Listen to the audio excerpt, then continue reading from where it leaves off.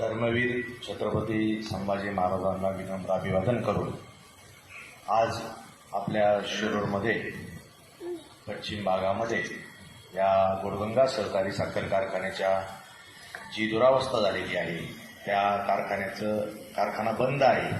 कारखाना दिवाळखोरीत निघालेला आहे.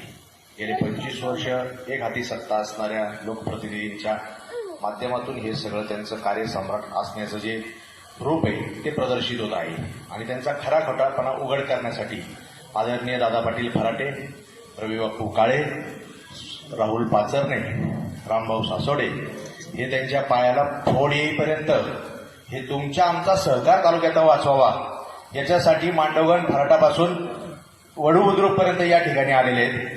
त्यांना दिवस रात्र नाहीये, आराम नाहीये.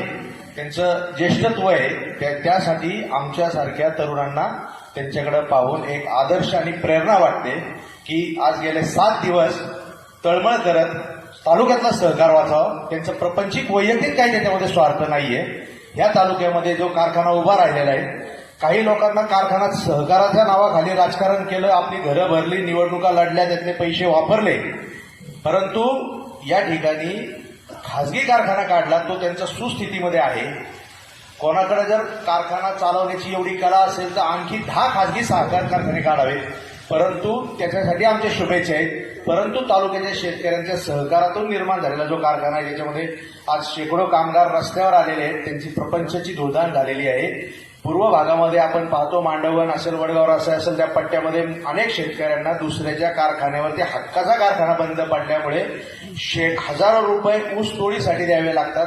शेकडो टनामागे त्यांच्यामध्ये त्यांचं नुकसान होतं. या पद्धतीने जो मोठी हानी झालेली आहे आणि ही हानी ह्याचा जो खरापणा आहे, खोटेपणा आहे, हे सगळं उघड करण्यासाठी आदरणीय दादा पाटील फराटे असतील, रवी काळे असतील, आमचे रामभाऊ सासोडे असतील, हे जे काही फिरत आहेत तर त्यांना या तालुक्यातून मोठ्या प्रमाणावरती जनसमर्थन मिळत आहे. गावागावात मी पाहतो या ठिकाणी की छोटे छोटे लहान थोर महिला भगिनी किंवा विद्यार्थी असतील, युवक असतील, शेतकरी असतील, ते ज्यांना प्रत्यक्ष त्याच्यामध्ये सहभागी होता येत नाही ते त्यांचं सोशल मीडियावरचं व्हायरल करतात, कोण मत व्यक्त करतात. आपापल्या पद्धतीने ज्यांना ज्यांना योगदान देणं ते शक्य आहे. या ठिकाणी संध्याकाळी चटणी भाकरी गोळा करून आणली जाते, या शेतकऱ्यांना दिली जाते आणि मोठ्या प्रमाणावरती या त्याला एक उत्स्फूर्त असा प्रतिसाद मिळत आहे. आणि ह्या घोडगंगेच्या ज्या कारखान्याची जी पदयात्रा आहे त्याचं यश याच्यामध्ये, दादा पाटील, रामभाऊ, याचं यश याच्यामध्ये की आपल्याला हा कारखाना, आपल्याला राजकारण करायचं नाही, आपल्याला हा कारखाना चालू करायचा आहे, सहकार वाचवायचे आणि हा चालू करण्यासाठी तुमचे हे जे योगदान आहे रवी बापू हे वाया जाणार नाही. आमच्यासारखा छोटा कार्यकर्ता तुमच्या मागं सदैवपणे या कारखान्याच्या लढाईमध्ये तुम्ही ज्या दिशेला हा लढा घेऊन जाईल त्या दिशेने तुमच्याबरोबर आम्ही सहभागी राहणार आहे एवढं आश्वासन देतो आणि थांबतो. जय हिंद, जय महाराष्ट्र. धन्यवाद.